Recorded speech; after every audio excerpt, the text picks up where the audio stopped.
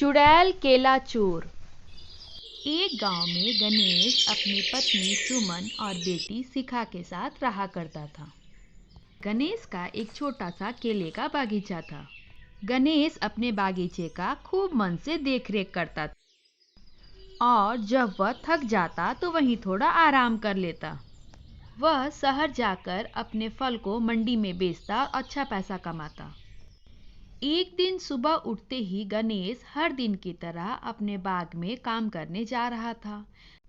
शिखा कहती है, बापू आज थोड़ा मेरे लिए भी केला ले आना। ठीक है बिटिया, आज शाम को मैं तेरे लिए भी केला ले आऊंगा।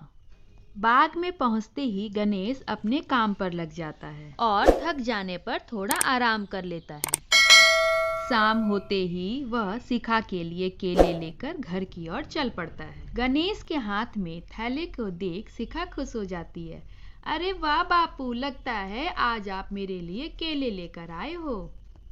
हाँ बिटिया, मैं तेरे लिए केला लेकर आ गया हूँ, ये ले। थैले में केले को देख शिखा कहती है, बापू आपको जोरों की भूख लगी थी क्या? आपने रास्ते में ही सारे केले खा लिए। इस थैले में तो सिर्फ छिलके ही पड़े हैं। शिखा उदास होकर वहां से चली जाती है। ये क्या किया आपने? सुबह से शिखा केले का इंतजार कर रही थी, बच्ची कितनी उदास हो गई। अरे भाग्यवान, मुझे तो खुद समझ नहीं आ रहा है कि ये केले छिलके में कैसे बदल गए। मैंने तो खुद अपने हाथों से तोड़ा है और थैले में भरा है। सामने शिखा को देख गणेश कहता है, बिटिया नाराज हो गई क्या? नहीं बापू, कोई बात नहीं, कल मेरे लिए केले जरूर लेकर आना। हाँ बिटिया, कल मैं तुम्हारे लिए पके पके अच्छे वाले केले लेकर आऊंगा। दूसरे दिन सुबह उठते ही गणेश फिर से अपने बागीचे की ओर चल पड़ा। गणेश बागीचे में पहुंच जाता है और अच्छी धूप देख वहीं थोड़ी देर के लिए लेट जाता है। पेड़ पे बैठी चुड़ैल केले को खाकर छिलका नीचे फेंकती जा रही थी। तभी एक छिलका गणेश के सर से टकराकर नीचे गिरी। गणेश हड़बड़ाकर उठ बैठा और नीचे पड़े केले के छिलकों को देख गणेश आश्चर्यचकित हो गया। अरे इतने सारे छिलके! पेड़ पे बैठी चुड़ैल से अनजान गणेश, ये इतने सारे छिलके यहाँ कैसे पड़े हैं? मेरे बाग के केले कौन खाकर फेंक रहा है? अब समझ में आ रहा है। लगता है मेरे सोने का फायदा गांव के किसी व्यक्ति ने उठाया है। इसका पता तो मैं जरूर लगा लूंगा। चलो अब मैं थोड़े से केले अपनी शिखा बिटिया के लिए भी रख लेता हूँ। गणेश केले को थैले में भर घर की ओर चल पड़ा। तभी अचानक गणेश को पीछे से किसी के हंसने की आवाज आई। गणेश ने मुड़कर देखा तो कोई न था। गणेश जैसे ही थोड़ा आगे बढ़ा, उसे फिर से किसी के हंसने की आवाज आई। गणेश डर गया और वह जल्दी जल्दी अपने घर जाने लगा। अचानक उसके हाथ से फिसल थैला नीचे गिर गया। जैसे ही वह केले को उठाने लगा, उसके सामने चुड़ैल आ बैठी। तुम कौन चुड़ैल? क्या हुआ गणेश, डर गए क्या?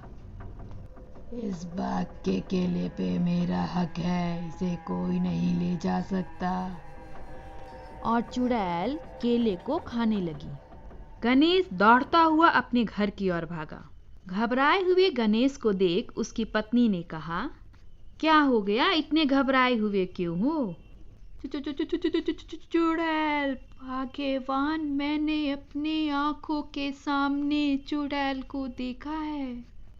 गणेश ने आप बीती सारी बातें अपनी पत्नी को बताया। और पता है भाग्यवान, जब मैंने पीछे मुड़ के देखा तो थैले के सारे केले को चुड़ैल बैठकर खूब मजे से खा रही थी। यह सब सुनते ही सुमन ने कहा, चुड़ैल केले कब से खाने लग गई? लगता है जी कल के सारे केले इस चुड़ैल ने ही खाया होगा। पता नहीं सुमन, मुझे तो कुछ समझ नहीं आ रहा है, यह चुड़ैल हमारे पीछे क्यों पड़ी है।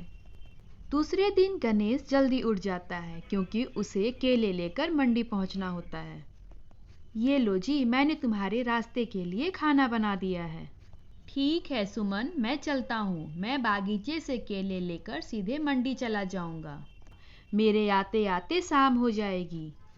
अपना ध्यान रखना। चलो मैं अब चलता हूँ।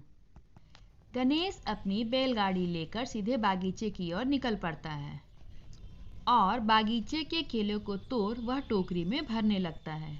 बाग से केले तोड़ते देख चुड़ैल गुस्सा हो जाती है। आज इसे बताती हूँ, इसकी इतनी हिम्मत, मेरे बाग के केले को तोड़ रहा है। गणेश सारे टोकरे को बैलगाड़ी में रख शहर की ओर निकल पड़ता है। चुड़ैल भी उसी बैलगाड़ी पर बैठ जाती है और टोकरे में रखे सारे केले को खा जाती है। आधी दूरी तय करने के बाद पीछे बैठे चुड़ैल पे गणेश की नजर पड़ती है और वह देखता है सारे टोकरी में केले के छिलके पड़े हुए हैं। गणेश बहुत बुरी तरह डर जाता है। तभी चुड़ैल कहती है, तू मेरे बाग के केले को तोड़ बाजार में बेचने जा रहा है, तेरी इतनी हिम्मत। चुड़ैल जी, आप ऐसा क्यों कर रही हैं? ये तो मेरे बाग के पेड़ का फल है। तभी चुड़ैल हंसने लगती है। इस बागीचे पर सिर्फ मेरा हक है। गणेश घबराकर बैलगाड़ी से नीचे उतर आता है। तभी गणेश की नजर पेड़ के नीचे बैठे साधु के ऊपर जाती है और वह दौड़ता हुआ उस साधु के पास जाता है। बाबा, मेरी सहायता करो। मैं तुम्हारी क्या सहायता कर सकता हूँ? बाबा, मुझे उस चुड़ैल से बचाओ। साधु की नजर जैसे ही उस चुड़ैल पे पड़ती है, अरे यह तो वही चुड़ैल है। साधु ने उसे अपनी शक्ति से वश में कर लिया। बाबा, यह सब क्या है? बालक, इसका नाम नीमा है। यह एक बहुत ही गरीब औरत थी। एक दिन भूख से परेशान होकर उसने केले के बाग से केला तोड़ खा लिया। केले को खाते देख बाग के मालिक ने देख लिया और केला चोर कहकर पूरे गांव में गधे पर बैठाकर घुमाया। लोगों के ताने से परेशान होकर उसने अपनी जान दे दी और चुड़ैल बन गई। तब से हर केले के बाग पर यह अपना हक जताती है और बागीचे के मालिक को परेशान करती है। बाबा, अब इसका क्या उपाय है? बाबा ने गणेश को थोड़े चावल दिए और कहा, जल्दी से यहाँ से जाओ और अपने पूरे बाग में इसे छिड़क दो। बाबा, इस चावल के छिड़कने से क्या मुझे इस चुड़ैल से मुक्ति मिल जाएगी? हाँ हाँ बालक, इसे जाकर अपने पूरे बाग में छिड़क देना। आपका बहुत बहुत धन्यवाद बाबा, आप न होते तो पता नहीं मैं क्या करता। गणेश अपने बाग की ओर निकल पड़ा और वहां पहुंचकर उसने पूरे बाग में उस चावल को छिड़क दिया।